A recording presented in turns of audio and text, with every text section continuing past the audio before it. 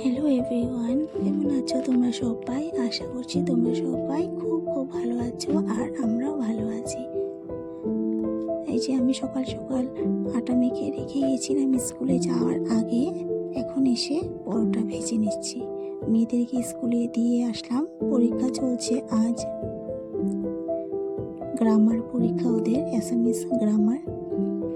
স্কুলে দিয়ে এসছি ঠিকই, কিন্তু মনটা যেন ওখানেই পড়ে আছে।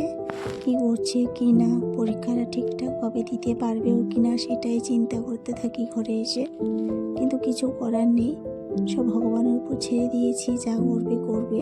তবুও যেন মনে কোনো রকমই শান্তি পাচ্ছি না যতক্ষণ পর্যন্ত না ঘরে আসে।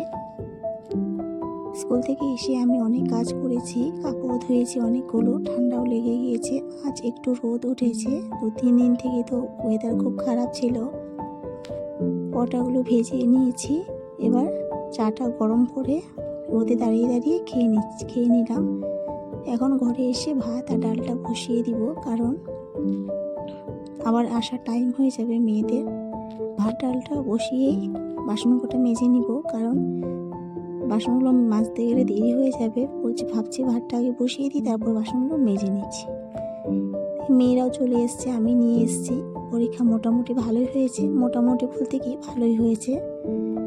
আজ তো শুক্রবার, নিরামিষ, ডালের বড়া করব।